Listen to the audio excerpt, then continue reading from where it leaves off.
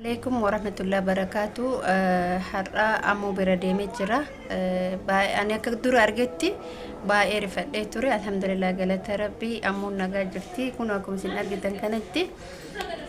إسنين جتشو بربارة ورتوتا كبجم توتا كينا. سلام جدينك. بسم الله الحمد لله الصلاة والسلام على رسول الله صلى الله عليه وسلم. السلام عليكم ورحمة الله وبركاته. كبجمتو تفجلتمتو تقبلين كيا وروني سجلك إن أجيتنا كسم فيديو كأن أجرتن بقرب بنجرا تسي ساعتي كناني سينجاي سينجرا أكسم الله جتشودا وانجد اللي بايه هنكبو أقبلتي تنامونا جتشودا ofuma biratti arge jechuudha dhugaa haqiiqatti dhufaa jirti isillee hin beeku obboleeyyan makii irratti bilbilte abba manaa kiyya irratti silki kiyumarra bilbilte jira irraa kaase jechuudha isuma dhugaa waan jedhuun qabu rabbiin isirra haa jaallatu hin dhukkubaa dhageetteennan asuma hospitaala Hayilamaaramitti natti dhufte jechuudha anillee immoo homaa hin jedhu alhamdulillah akka duraati irraa bayyanadhee jira qabbanumaan tanuma qabbana qabdutti dhufte jechuudha isin asumaan isinillee hordoftoonni isii jechuudha isillee naa galateeffadha anillee immoo rabbiin akka nagaa nasiina baasu du'aayii naa gootaniin jedha akkasii baay'ee haasa'uu hin dandeettu isinillee asumaan obboleettii keenya kana du'aayii godhaa fi rabbiin ka fayyaan tun barnuun dhibii nu fayyisii jedhan jechuudha wallaahi komantii isii ijoolleen achi jalatti illee hedduun keessan irra guddinni wallaahi du'aayii gootaniif jechuudha akkasumatti ammallee jabaadha du'aayii godhaa fi abshiraa jedhanii homa takkan taatu abshir inshaallah abdii rabbi namni dhibameef waan ta'u beekta fayyaan harka rabbii waan taateef akkas isiniin jechuu barbaada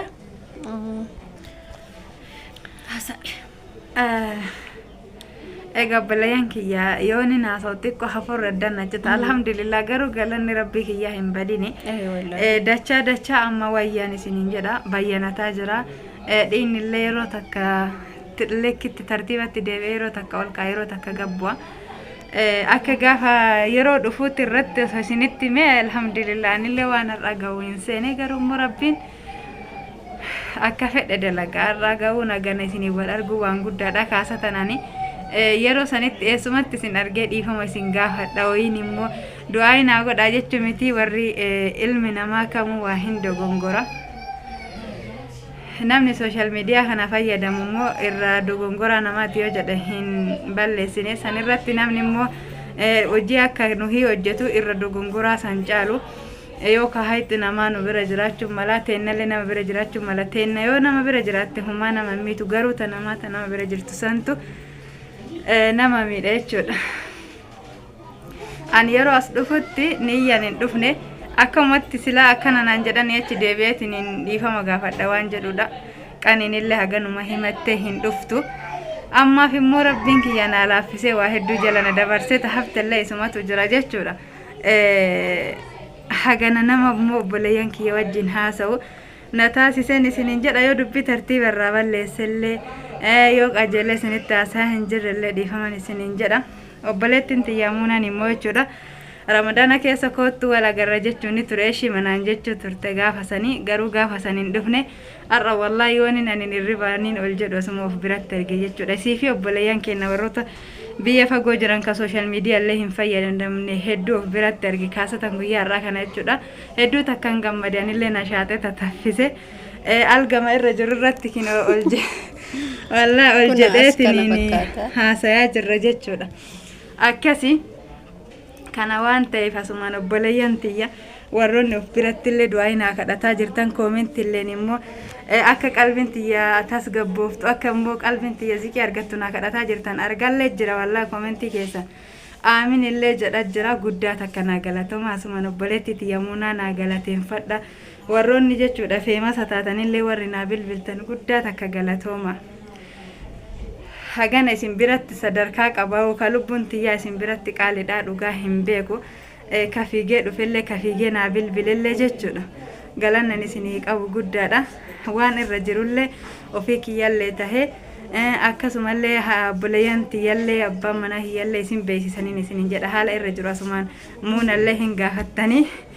ka har'a dhufte ka deddeebitellee dhufuun isii hin dhibu inshaallah gagaafa galtuutiin dhiisina amma gagaafa asii galuuti. Akkas isiniin jedha obboleeyyan kiyya obboleeshiin taatanaan jedhanii obboleeshiin ta'ellee yoo ta'u baadhellee rabbuma eegaa jira taan immoo isin asii du'aan teessanurraa naan bisti jedhe abdii qaba eega rabbii hiyyaati maaliif daangii daarii dimbarii walitti hin qabnu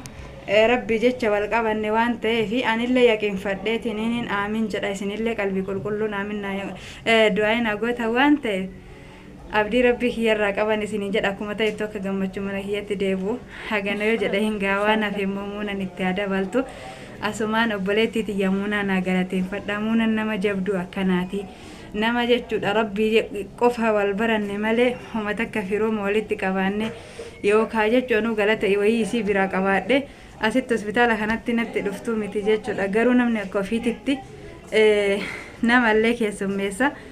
biyya sanii kaatee mootuyyuu jechuudha viidiyoo argitee ennaan natti dhufte wallaa bilbilee ka itti himeeti miti guddaa takkanaa galatoomi isin jedha obboleeyyan kiyya irratti asumaan isinillee naa galate